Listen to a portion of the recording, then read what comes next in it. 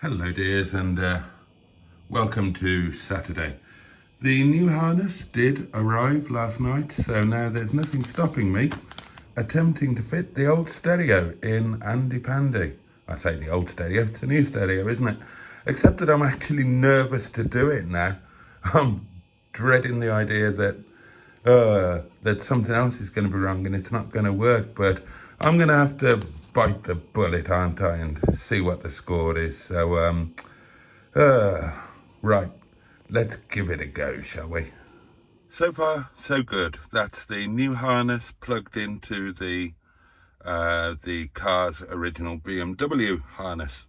Next step is to see how the new harness fits into the stereo harness. I'm dreading this. Ridiculous. Okay, well, that's promising and hopeful. That fitted absolutely properly straight away, unlike the last one, which was, just obviously really badly manufactured and didn't want to fit at all. That went straight in, no messing. So, right, we'll plug this into the stereo, put some power on the car, and let's see if the bloody thing works. Here we go then, moment of truth. Onto accessories. Da, da, da, da, da. Oh, upside down. Anything? No, nothing. Still dead. Brilliant.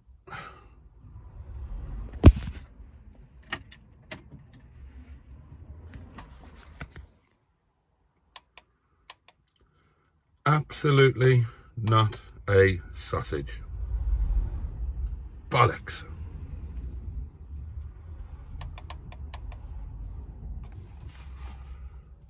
Let's try it with the Kenwood, which, if you remember, did actually work before. No, that's working. So, why is the new one not working? Is it to do with some of these extra things? Must be. Right, so some of these must need connecting to each other. Oh, but which? Oh.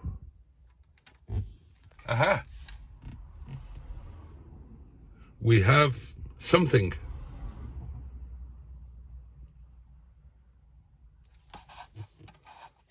Yep, this was my concern, and I was right to be concerned. With all of that extra wiring harness, there's just not enough room behind the stereo. It's not going to fit, darlings. There is literally zero possibility of the stereo fitting. In fact, I can't see how any stereo would fit. No wonder the original one was hanging out. So I don't know what's going on.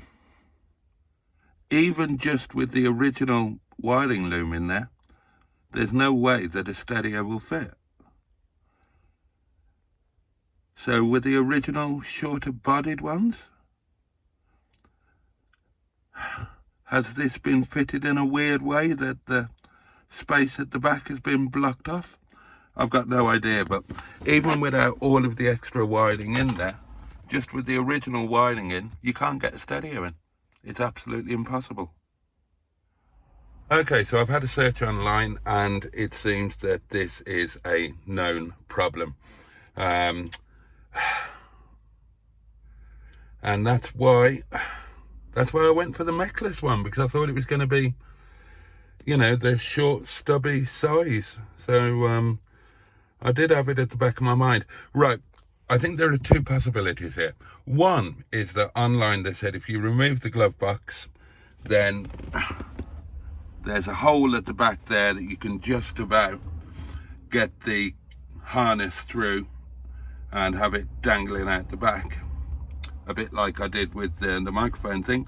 The other is just going to have to scrap this. Well, not scrap this stereo, keep it for use in another car, possibly. and get a Chinese tiny one like I put in the MGF. I'm just going to have a quick go using this cable tie, which is what I use to get the microphone lead through. I'm going to have a quick go with this just to see if I can do the same trick without removing the glove box, and see if I can get the harness through. Not holding out any hope though. Look, it's actually a nice unit. It's just not going to fit. Okay, what to do? What about putting this in Shisen and then getting another shorty one for this? Is that a thought? Well, this was unexpected.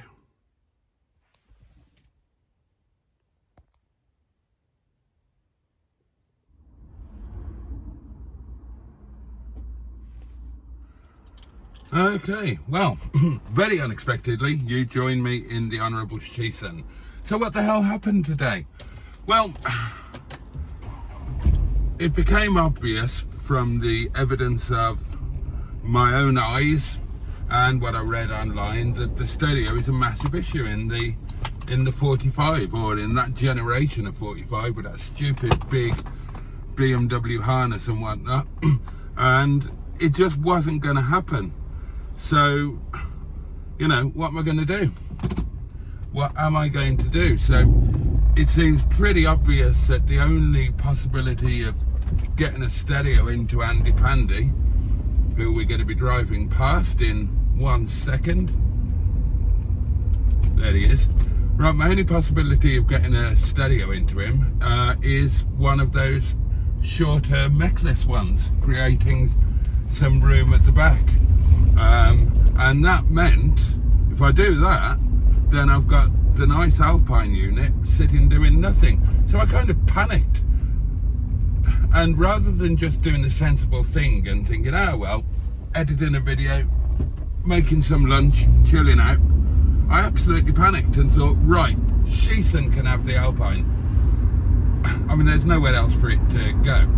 I wasn't planning to change Shisen's stereo. They've always had their factory original unit in. It's a Blaupunkt CC32 with a 10-stack CD in the boot, and it's rather cute and I've always loved it. However, that said, they do have an issue where as they start knocking on a bit, they get a connection issue with the faceplate, and it had started playing up, so it keeps resetting itself, going on and on, which is all a bit of a pain in the bum. So I don't really mind swapping the stereo. So I went at it super duper quick smart, and the Alpine is now fitted here in Shisen, and it's sounding fantastic.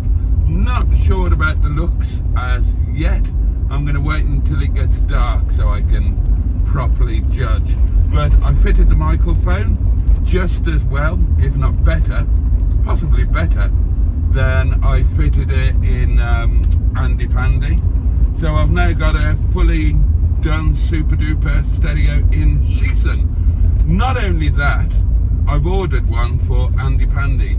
It's a cheap Chinese one, but not bought from China, bought from Amazon, so it will get here tomorrow. It was already discounted, and then I had a voucher to use, so got it for next to nothing. Hopefully it will do the trick. It's about the right size, so hopefully I can make that work. It's going to have one less harness than the Alpine, because the Alpine's got like a harness all of its own, as you saw, whereas with the cheap Chinese one, it's just going to plug straight into the back. So that's one lot less, one lot of wires less. Plus it's got more room because it's not a full length thing, and hopefully it will be okay. I mean, that cheap one I bought for wet leg, it looks to be a little better than that actually, but that was all right, did the job. I mean, it was a bit shitty, but you know, it's better than nothing, and nothing is what I've got in handy pandy at the moment and will continue to have. So that's going to be arriving tomorrow. Hopefully I can get that fitted. It hasn't got the orange display, but it has got a red display, which is the next best thing. It's got 7 different colour options. Red is one of them, and I'll take that because it means it'll match Dick-a-Dum-Dum. Dick-a-Dum-Dum's stereo, you know, it's Becker Traffic, that's got a red display.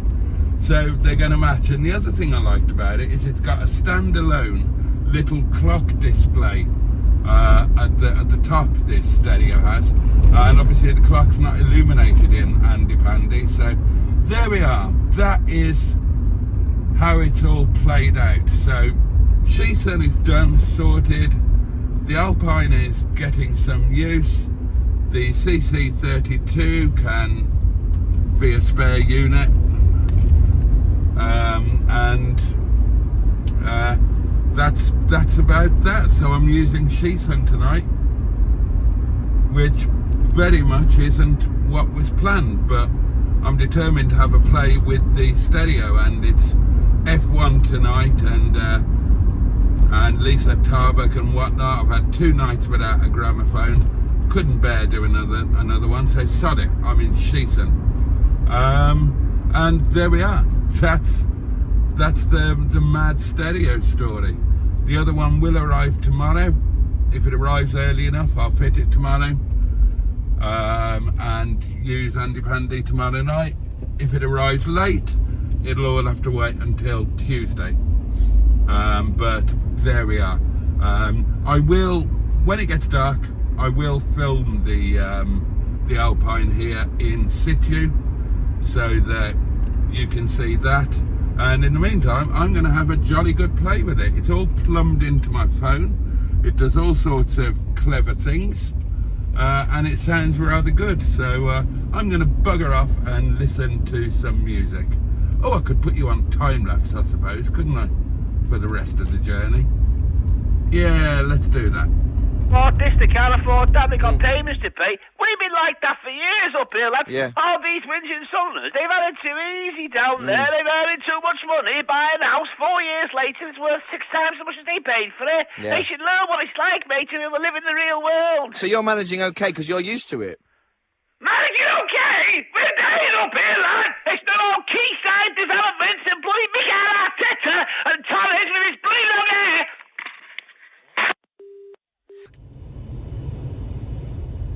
That was not our finest night. Not by a long chalk. And I'm a bit frustrated, and to be honest, I'm a bit annoyed. And things need to be sorted so that we don't have another night like that.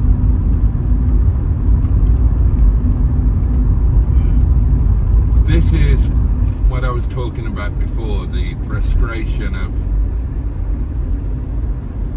having some degree of responsibility, but without an equal degree of, well, power sounds a bit of an overblown and poncy word, but that's what it is, you know, decision making. Big Ass used to run the pass, right? On busy nights, Friday and Saturday. He was very good at it. Other people do it during the week, myself included. Big Ass used to do it Friday and Saturday nights. And Big Ass was good and he knew what he was doing. Now when he left to set up his own restaurant, you remember he took God, I've forgotten his bloody name now, haven't I? You know who I mean, the lovely little chap. Just got a mental block on his name. It's been one of those nights, everything's fallen out of my brain. And when he left, what we should have done, or what they should have done, was to get somebody, train them for a month on how to run the pass on a business service. Instead of which, through one thing and another. At the moment, we've ended up with one of the waiter's younger sisters, who I don't know how old she is. She looks about 9. She's been doing it, and it's not acceptable. It's not on. It's not on. You need 6 pairs of eyes to run the pass on a busy night. You need to be aware of where every table's order is at, what stage, and you need to be aware of the collections, you need to be aware of the deliveries, you need to know where everybody is, what everybody's doing, and then as the person running the pass, you control the team, you call the shots. So you tell Ram what to do, what order to do it, you call everything out, and it's your job to bring it together, and there's nobody doing that.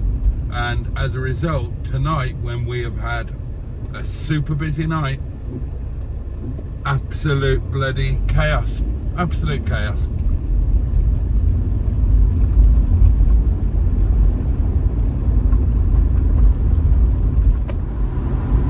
In happier news, I have really enjoyed having the new stereo here in Sheason. I kind of missed the proper one, but you know, I'll keep hold of that. You can go back in at any time. As I said, I wouldn't have changed it. I wouldn't have changed it purposely. It's just because I've ended up with that stereo spare. If something else comes along, it can always be changed back. The Black Punk does have a charm of its own, although it does have that really annoying fault as well, I suppose. But hey ho, there we are.